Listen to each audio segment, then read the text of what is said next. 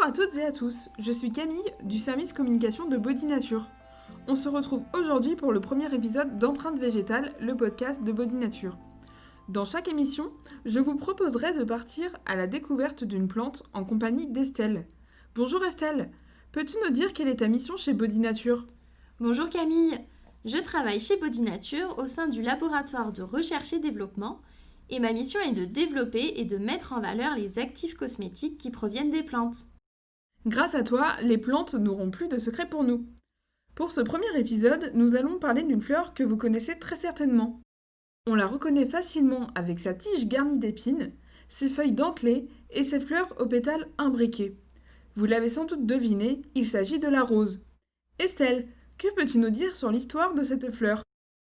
Pour vous parler de l'histoire de la rose, je vais vous raconter sa légende dans la mythologie grecque.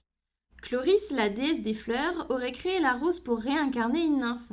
Seulement, la rose créée manquait de beauté et Chloris demanda à Aphrodite, la déesse de l'amour, d'embellir la fleur.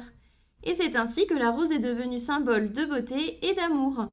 Aujourd'hui, il existe plusieurs milliers de variétés de roses, puisqu'il y a eu à la fois des croisements naturels et des croisements créés par l'homme au fil des siècles. C'est donc une fleur dont on n'a pas fini d'explorer les possibilités.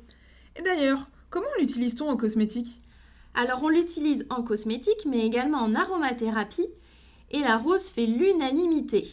On l'utilise aussi bien sous forme d'extrait que d'hydrolat, d'huile essentielle ou de macérat huileux. Et d'ailleurs chez Body Nature, on va surtout utiliser le macérat huileux de rose dans nos produits de beauté.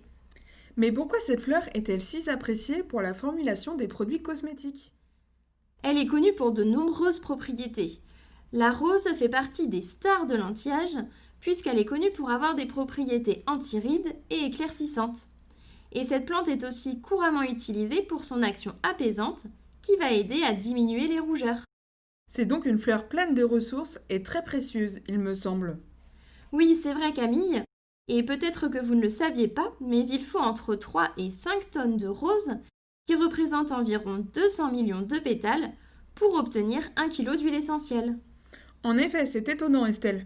Chez Body Nature, c'est une fleur que l'on connaît plutôt bien. En effet, la rose fait partie de nos cultures, avec environ 600 rosiers sur notre domaine. On utilise la rose pour la formulation de nos cosmétiques, mais pas que. Savais-tu Camille que des rosiers étaient plantés au pied de notre vigne rouge pour prévenir des maladies ?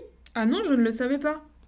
Les rosiers permettent de prévenir l'apparition de maladies comme l'oïdium.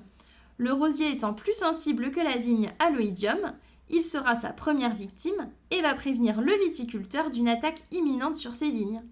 Décidément, la nature est vraiment bien faite. Et penses-tu que cette fleur a laissé son empreinte dans notre quotidien ? Effectivement, la rose a laissé des traces, et notamment dans notre langage, puisqu'on la retrouve à la fois dans le domaine de la navigation avec la rose des vents, et même dans nos cuisines avec la rose des sables. Merci beaucoup Estelle pour toutes ces informations. Nous sommes maintenant incollables sur la rose.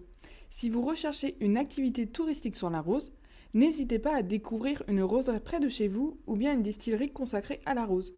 Vous pouvez aussi retrouver cette fleur dans le gel douche Rose Pétillante, l'eau de soin Harmonie et le complément alimentaire Bonne Mine. On se retrouve bientôt pour un nouvel épisode d'Empreinte végétale. N'hésitez pas à partager ce podcast à vos proches pour qu'ils soient eux aussi incollables sur les plantes. À bientôt!